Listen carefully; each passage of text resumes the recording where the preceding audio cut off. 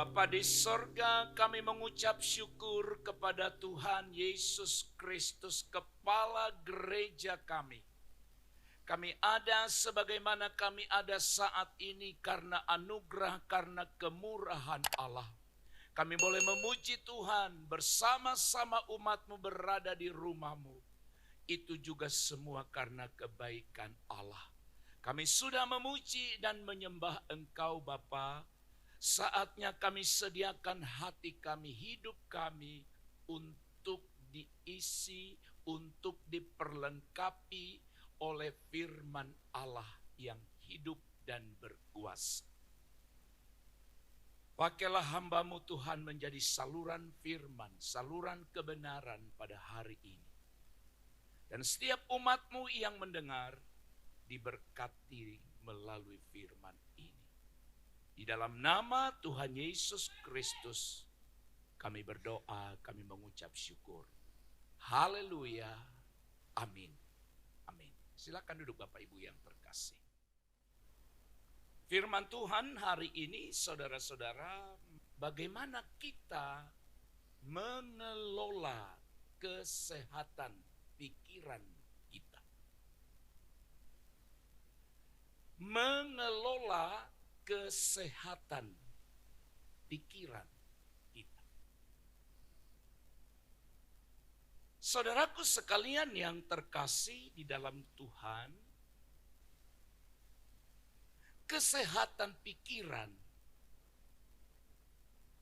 adalah bagaimana seseorang merasa dan juga berhubungan dengan orang lain. Perasaan kita seperti apa ditentukan oleh apakah pikiran kita sehat atau tidak. Saudara dapat menerima keberadaan saudara dan mensyukuri keberadaan kita adalah bagian dari bahwa pikiran kita sehat. Juga bagaimana kita memiliki hubungan atau komunikasi dengan orang lain, itu juga ditentukan oleh pikiran. Kesehatan pikiran kita akan memengaruhi bagaimana kita berpikir, bagaimana kita merasa, bertindak dalam kehidupan sehari-hari kita.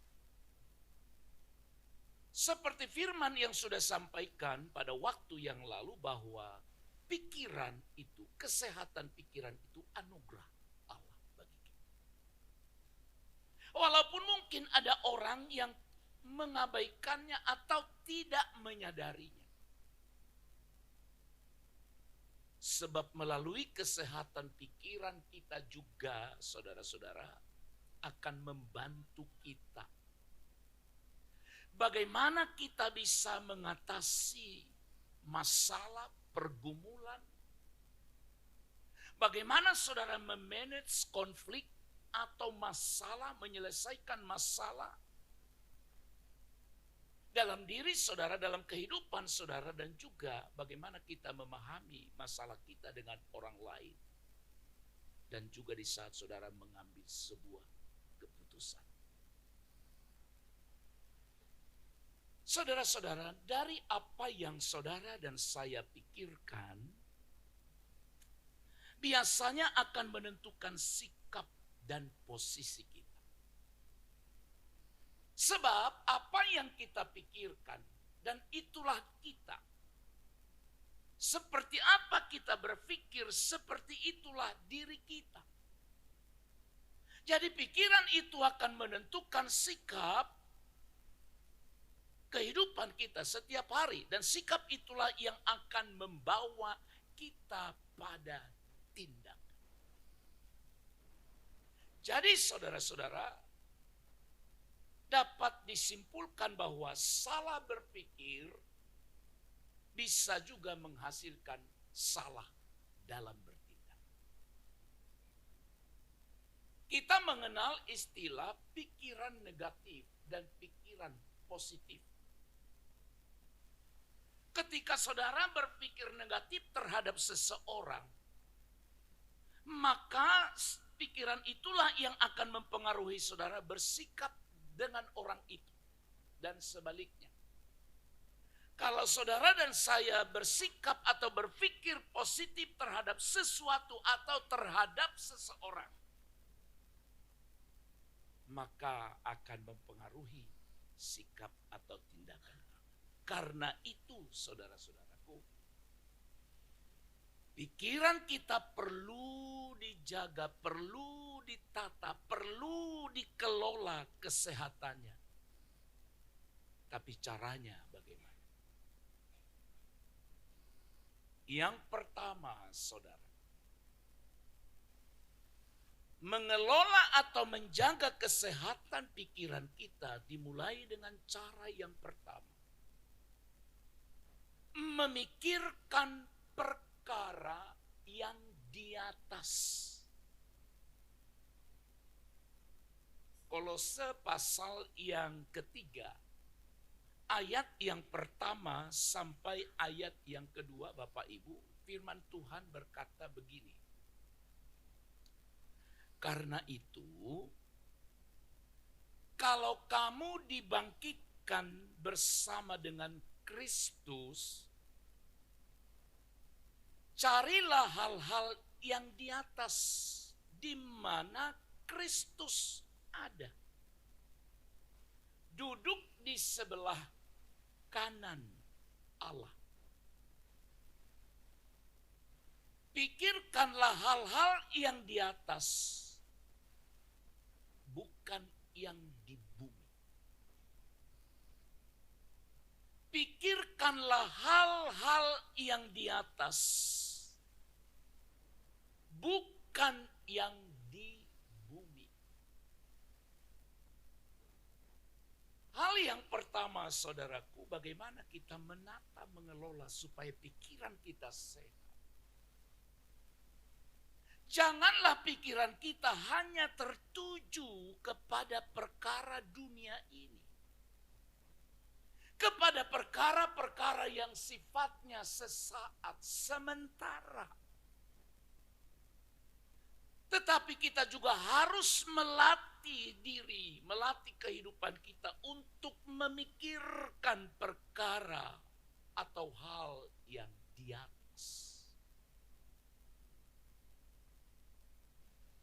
Hal ini saudara-saudara hendak mengajar, menekankan kepada kita apa sebenarnya fokus hidup, fokus pikiran kita selama saudara dan saya hidup di dunia ini. Fokusnya itu kemana? Jadi firman ini hendak mengajar kita saudara-saudara untuk mengubah fokus, mengubah sudut pandang kita, supaya jangan hanya tertuju kepada perkara yang ada di dunia ini. Tetapi mari mulai kita fokus kepada perkara yang di atas.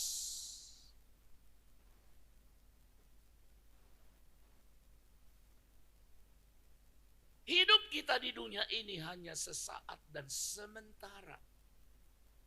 Jangan sia-siakan waktu yang sesaat, yang sementara ini. Berapa lama sih hidupnya seseorang? Berapa lama? Kalau itu dibanding dengan kekekalan, Bapak Ibu. Kalaupun seseorang bisa mencapai umur panjang 80, 90, bahkan 100.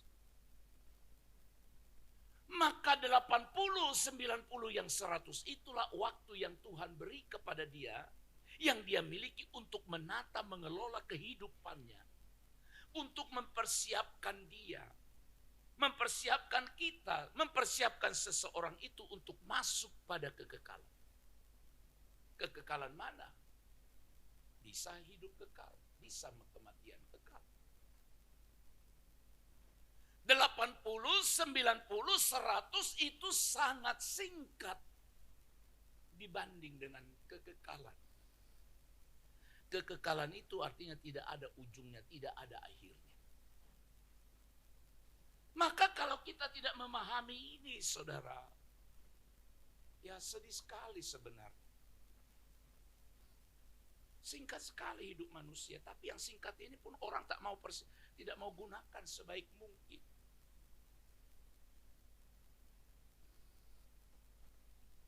Iya, singkat sekali.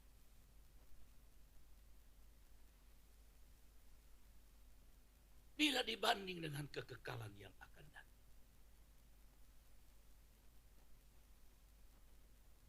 Saudara, kita harus ingat bahwa kita sementara di dunia ini.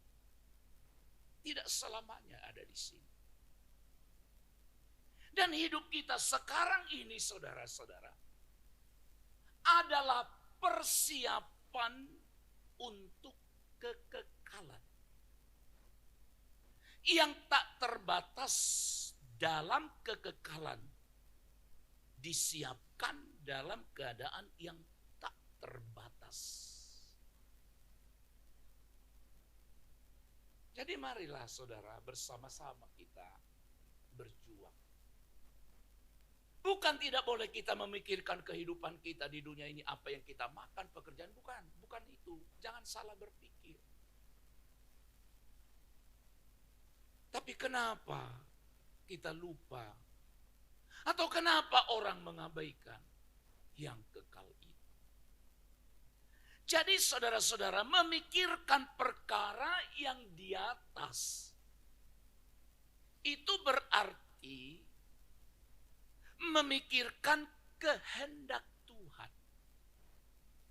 Yang kita pikirkan bukan hanya sesuatu yang menyenangkan aku, menyenangkan diriku, tapi bagaimana kita berpikir, apakah hidupku, apakah perkataanku, apakah tindakanku hari ini. Pikir sampai di sana, apakah itu menyenangkan atau sesuai dengan kehendak Tuhan. Apakah sepanjang hari ini saya dan saudara sudah menyukakan hatinya. Seluruh gerak hidup kita selaras, sesuai dengan kehendak Tuhan. Ini pergumulan berat. Dan pergumulan yang sangat serius. Saudara, orang-orang kadang-kadang dia pikir hidup ini berakhir di dunia begini saja. Dia berpikir ya nanti kalau sudah nggak sanggup lagi dia mati. Lalu berakhirlah di kubur itu sampai selama-lamanya. Tidak. Di kubur itu tubuhnya kembali kepada tanah. Roh dan jiwanya kembali kepada Allah. Tapi suatu saat kelak kalau Tuhan datang kedua kalinya, maka manusia itu akan bangkit, kata Alkitab. Bangkit untuk apa? Berhadapan dengan Tuhan. Sekali lagi, bangkit untuk apa? Menghadap pada Allah untuk mempertanggungjawabkan seluruh kehidupannya selama dia hidup di bumi ini. Oleh sebab itu saudaraku, mari kita mulai mengelola pikiran yang sehat sesuai dengan kehendak Allah. Dengan berpikir perkara yang di atas. Yang kedua, mengelola kesehatan pikiran kita. Yang kedua adalah mengenakan pikiran Kristus. Mungkin orang berkata, mana mungkin saya manusia Tuhan yang adalah Kristus, pikiran dia dengan saya sama. Kalaupun saudara mulai mempertanyakan itu, saya pun tidak sedang mengarang-arang kalimat ini. Tidak mengarang. Karena Filipi pasal 2 ayat 5 berkata, hendaklah kamu dalam hidupmu bersama menaruh pikiran dan perasaan yang terdapat juga dalam Kristus Yesus. Paulus mengajak jemaat yang ada di Filipi dan berkata, hendaklah kamu dalam hidupmu bersama menaruh pikiran dan perasaan. Sudahlah Pak, sudahlah Bu, tidak terlalu banyak waktu kita untuk memikirkan hal-hal yang hanya menambah kegaduhan. Tapi coba kita mulai berpikir apa sesungguhnya yang dipikirkan oleh Kristus. Bagaimana Kristus memiliki pikiran sehingga Paulus berkata, taruh pikiran, taruh perasaan yang sama yang terdapat juga dalam Kristus Yesus. Di ayat-ayat ini dijelaskan, saudara. Meskipun Yesus memiliki kesetaraan dengan Allah, kesejajaran dengan Allah, ini pikiran. Sederajat dalam hakikat ketritunggalan, artinya Bapa, Anak, dan Roh Kudus itu sama. Tidak ada yang lebih tinggi dan tidak ada yang lebih rendah. Sama itu pemahaman kita. Tetapi tidak membuat Yesus untuk tidak merendahkan dirinya. Ini pikirannya. Alkitab berkata dia mengambil rupa seorang hamba, seorang manusia. Bahkan taat. Sampai kapan taatnya? Baca lanjutan kitab ini, ayat-ayat ini dalam Filipi pasal 2. Saudara akan menemukan kalimat yang berbunyi, Yesus taat sampai mati di kayu salib. Seperti itu yang ada di pikiran Kristus. Taat kepada Allah, taat kepada Bapa.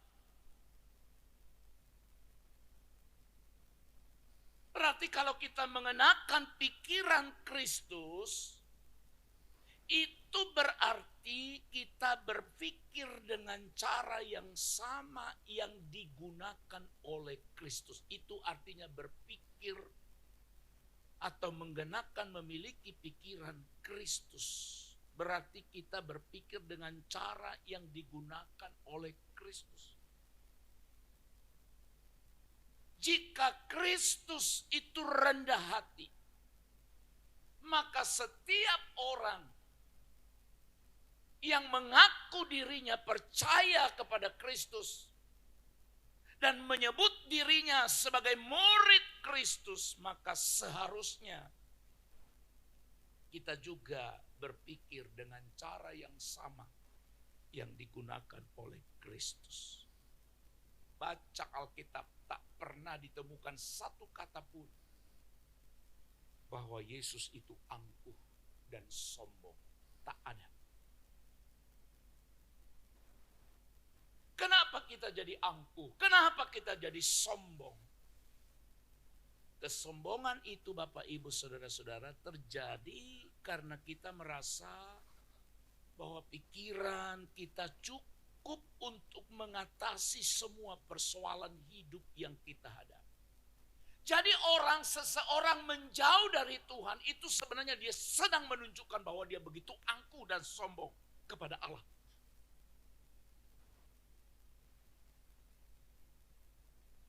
Tanpa disadari dia hendak berkata, aku tidak butuh engkau. Aku tidak butuh pertolonganmu. Aku tidak butuh campur tanganmu dalam hidupku. Itu kesombongan. Maka Bapak Ibu Saudaraku, mari kita belajar. Kalau Kristus itu rendah hati. Sekalipun sekali lagi dia setara, sejajar. Tapi dia merendahkan diri. Taat sampai mati di kayu salib. Tak ada yang disombongkannya, tak ada yang mau dibanggakannya. Maka Ketika kita mengenakan pikiran Kristus, Kristus rendah hati, tidak sombong dan tidak angkuh, maka saya dan saudara pun sebagai orang yang percaya kepadanya harus bersama-sama berjuang, belajar mengenakan pikiran Kristus. Ketiga, berpikir rendah hati dalam segala situasi.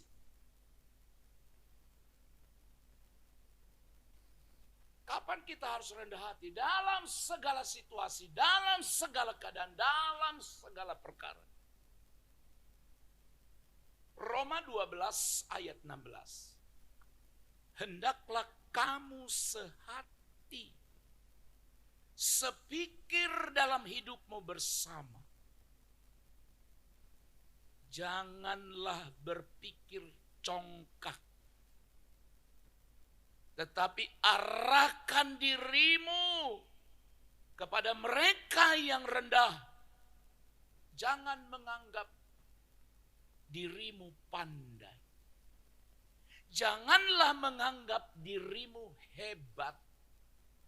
Tetapi kita harus bersama-sama belajar untuk senantiasa rendah hati dalam segala situasi. Apapun yang saudara capai, sadarilah karena Tuhan berkenan kepada saudara. Kalau saudara cantik bukan untuk disombongkan, harusnya mensyukurinya dan berkata, Tuhan, terima kasih Engkau ciptakan aku cantik. Bukan untuk angkuh, bukan untuk sombong. Kalau engkau merasa dirimu, bahkan menurut pengakuan banyak orang, saudara juga adalah orang yang hebat dan ganteng. Bukan untuk sombong, membusungkan dada. Tapi berkata Tuhan, terima kasih. Aku lebih dari mereka. Kalau saudara dipercayakan sesuatu di dunia ini lebih daripada orang lain, bukan untuk dibanggakan, bukan untuk disombongkan. Tapi seharusnya seseorang itu makin merendah dan bersyukur pada Allah. Tuhan, terima kasih. Aku hidup berkecukupan. Ada banyak orang berkekurangan.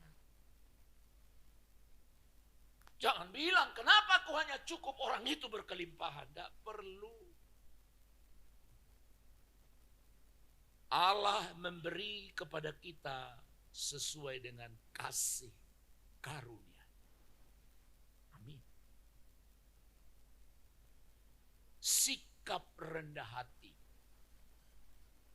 itu mengacu pada sikap di mana kita mengakui kekurangan kita dan kelemahan kita. Dan tidak akan sombong dan angkuh. Itu rendah hati. Sekali lagi itu rendah hati. Sadar kelemahan. Dan berkata Tuhan, kalau bukan karena Engkau. Harus kata-kata itu yang setiap waktu keluar dari mulut kita, dari hati kita. Kalau bukan karena pertolongan-Mu sepanjang hari ini Tuhan. Aku tidak bisa ada hari ini. Tidak bisa ada saat ini. Kalau bukan karena Tuhan menopang perjalanan hidup saya sepanjang hari ini. Oh, saya tidak bisa ada, saya tidak mungkin lagi ada seperti ini. Semua karena anugerah-Mu. Itu rendah hati. Dan kerendahan hati itulah yang menuntut kita untuk senantiasa memiliki kesediaan. Memberi diri untuk diajar dan belajar. Dinasehati, mendapatkan atau menerima saran. Dan mengakui bahwa kita tidak selalu benar. Pasti ada kelemahan kita. Jadi kalau saudara dan saya dikritik, nggak usah marah. Nggak usah marah. Saudara dikritik, nggak usah marah. Kenapa? Karena memang sadar. Apa yang disadari tidak selalu benar. Tidak selalu sempurna. Hanya Tuhan yang sempurna. Yesus Kristus saja yang begitu sempurna. Diomongin, dimaki, dicaci maki, dibilang penjahat. Padahal dia Tuhan yang tidak ada kelemahan, tidak ada dosa sedikit pun. Apalagi saya dan saudara yang ada dosanya, ada banyak kelemahannya. Lalu saudara diomongin orang, saudara dikatakan salah, dan saudara dikatakan tidak benar. Tidak apa-apa. Memang saya tidak selalu benar, saya tidak sempurna. Berpikir rendah hati akan menghindarkan kita dari sikap kesombongan. Dan menjaga rasa keterbukaan